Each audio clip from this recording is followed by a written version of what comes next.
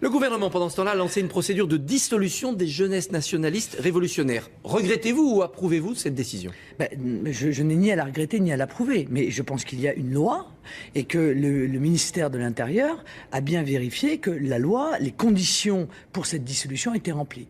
Moi, je l'ai dit très clairement, qu'ils soient d'extrême droite ou d'extrême gauche, les groupes qui appellent à la violence doivent faire l'objet d'une procédure de dissolution. Mais là où je suis un peu étonné, M. Barbier, c'est que le groupe auquel appartenait le jeune Méric, qui était probablement trop jeune pour s'en apercevoir d'ailleurs, était un groupe ultra violent.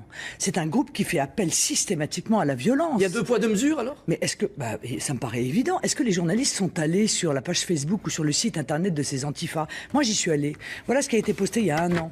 Vous voyez?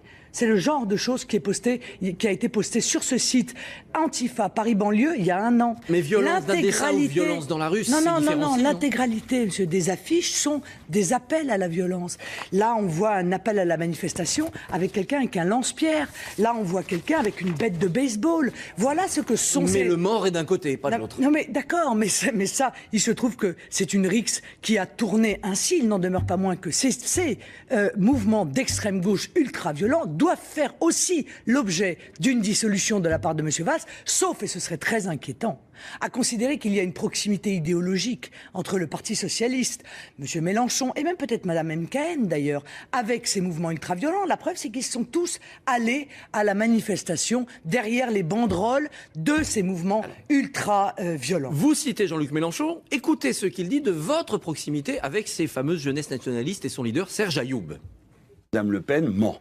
Madame Le Pen, selon M. Ayoub, le chef de cette bande de petits nazillons, a expliqué dans les Inrecuptibles, donc on ne peut pas dire que c'est dans l'humanité, qu'il a fréquenté Madame Le Pen, qu'il a soutenu son accession à la direction du Front National, qu'elle l'a rencontré, qu'ils ont dîné ensemble.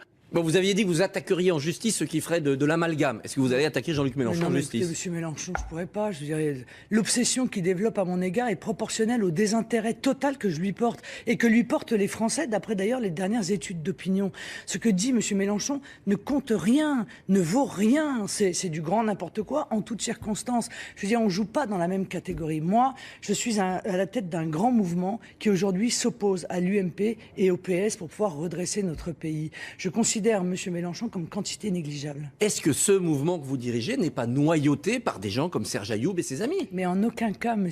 Barbier, en aucun cas, je ne peux pas vous dire mieux. Nous n'avons aucun rapport avec ces groupes, avec ces groupuscules. Et ils ont d'ailleurs, à de multiples reprises, exprimé les désaccords qu'ils avaient avec moi et même une animosité personnelle à mon égard. C'est le cas de M. Gabriac, c'est le cas de M. Ayoub dans un certain nombre de reportages. Alexandre Gabriac, vous l'aviez exclu en 2011 du parti. Combien en reste-t-il qui sont venus dans le Front National et qui se révèlent être des néo-nazis ou des fascistes? J'espère qu'il n'y en a plus, monsieur. Votre dédiabolisation est achevée? J'espère qu'il y en a et qu'il n'y en a plus. Et s'il y en a, nous avons 65 000 adhérents. Permettez-moi de vous dire que, évidemment, on n'a pas le CV de l'intégralité de nos adhérents, mais aucun parti politique d'ailleurs.